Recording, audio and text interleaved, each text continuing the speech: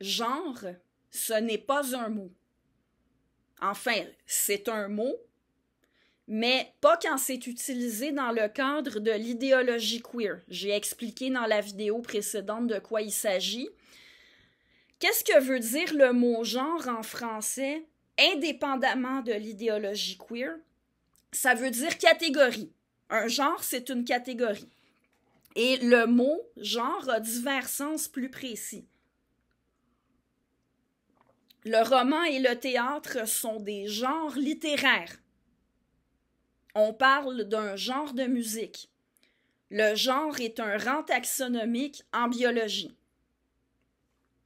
Alors, selon le contexte, genre prend un sens plus spécifique, mais c'est pour ainsi dire un synonyme de catégorie. Le seul contexte où masculin et féminin sont considérés comme des genres depuis toujours, c'est la grammaire. Et ça n'a rien à voir avec le sexe, ni avec l'identité de qui que ce soit. Ce sont les noms qui ont un genre. Un meuble vert, une table verte. Alors les noms ont un genre et les autres mots, les pronoms, les adjectifs, les articles s'accordent en fonction du genre du nom. Et le mot anglais gender, ce n'est pas la traduction pure et simple du mot français genre. Gender a un sens beaucoup plus spécifique et c'est à noter que les anglophones utilisent communément gender comme synonyme de sexe. Male et female, ce sont des genders. Alors, qu'en est-il de l'utilisation de genre dans le cadre de l'idéologie queer?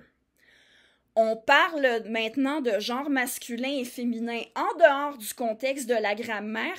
On attribue un genre aux humains. Et on présente même hommes et femmes comme des mots référents à des genres. Mais qu'est-ce qu'on entend par genre? Butler parle de quelque chose qui est performé, comme je l'expliquais dans la vidéo précédente, mais en fait, quand on lit ou écoute ceux qui endossent l'idéologie queer, on peut constater qu'ils ne s'en tiennent pas à ce sens-là. Alors, si on écoute et qu'on lit ceux qui endossent l'idéologie queer, d'abord, le genre est communément défini si on cherche une définition dans un document censé informer sur la diversité de genre.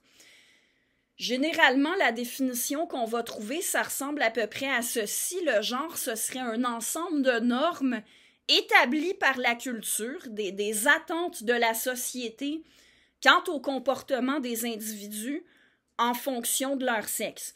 Et quand le genre est défini comme ça, il est présenté comme culturel, à distinguer du sexe qui, lui, serait biologique.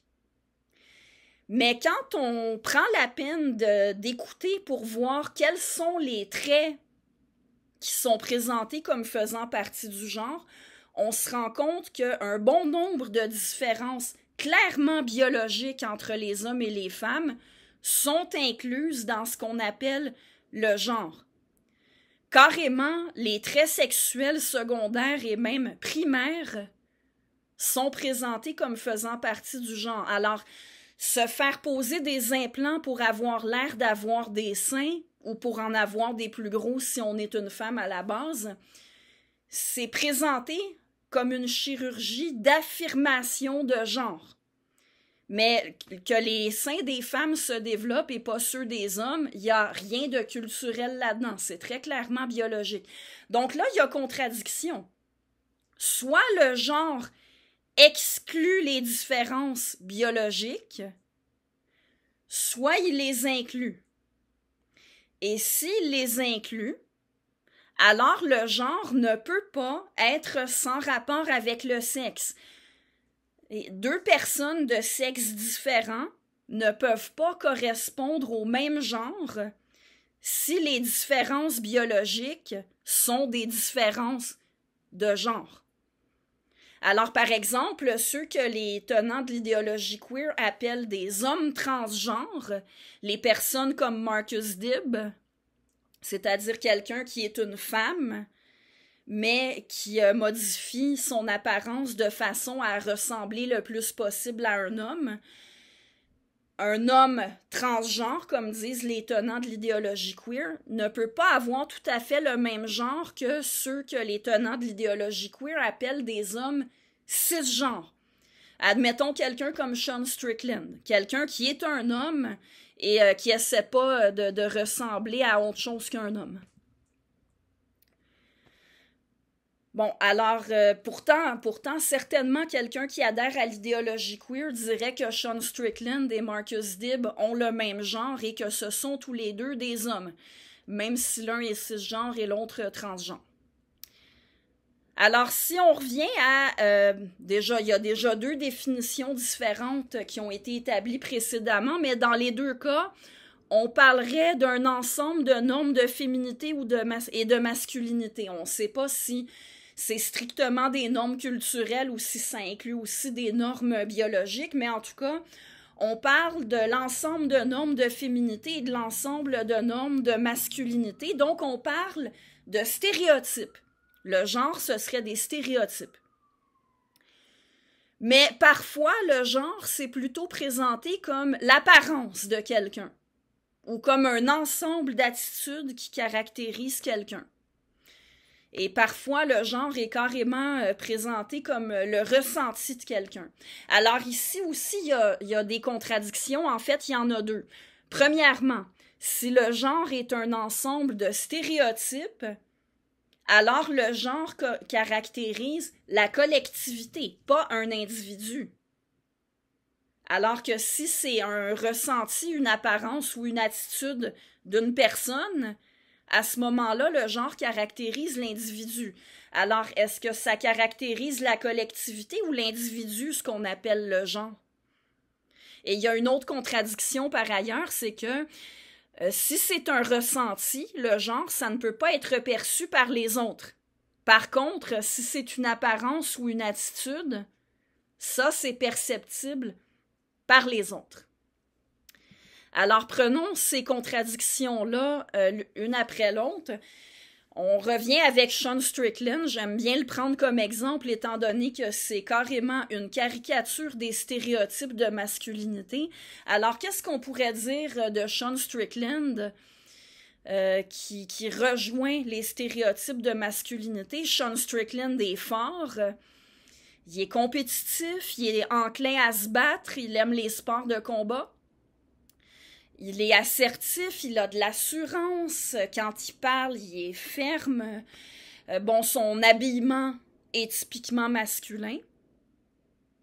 Mais tout ça, ce sont des stéréotypes. Ce ne sont pas les stéréotypes de Sean Strickland.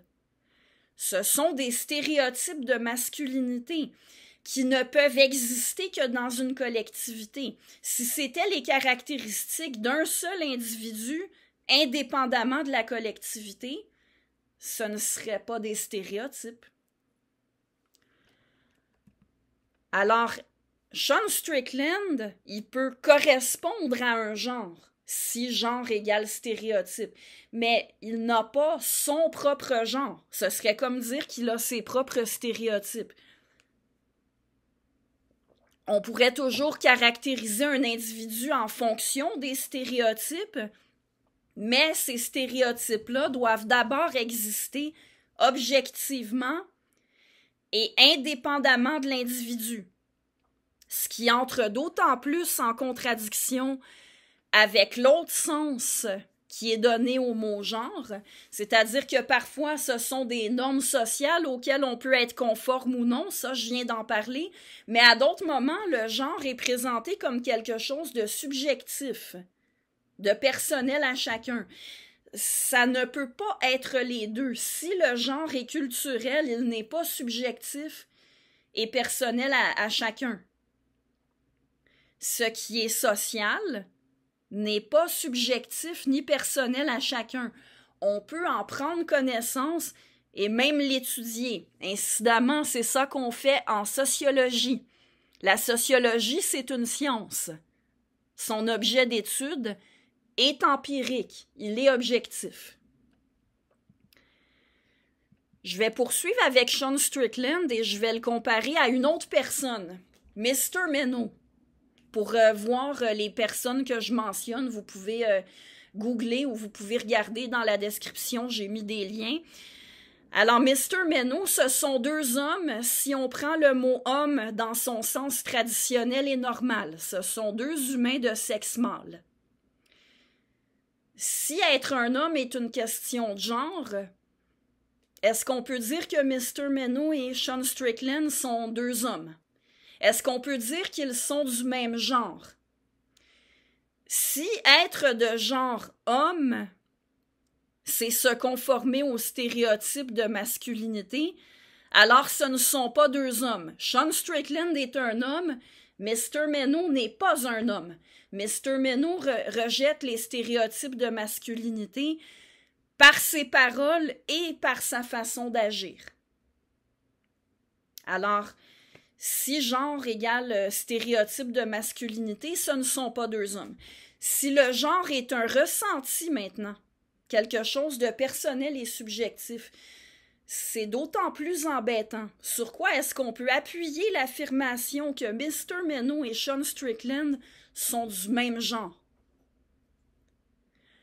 En dehors de leur sexe, Sean Strickland et Mr. Meno n'ont pratiquement rien en commun.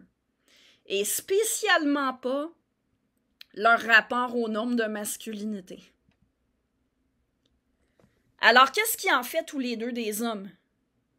Ce n'est certainement pas le fait qu'ils s'identifient comme des hommes, parce que j'ai assez d'expérience avec ceux qui endossent l'idéologie queer. Ils diraient ce sont deux hommes parce que les deux s'identifient comme des hommes. Alors, premièrement, j'ai assez écouté l'un et l'autre pour savoir que aussi bien Mr. Meno que Sean Strickland diraient qu'il n'a pas besoin de s'identifier comme un homme parce qu'il en est objectivement un. Tous les deux rejettent la notion d'identité de genre. Et il y a un problème encore plus fondamental avec ça. On ne peut pas établir une équivalence entre dire qu'on est quelque chose et l'être effectivement. Ni établir l'équivalence entre croire sincèrement qu'on est quelque chose et l'être effectivement, parce que ça reviendrait à nier la possibilité pour un humain de se tromper ou de mentir, y compris à propos de lui-même.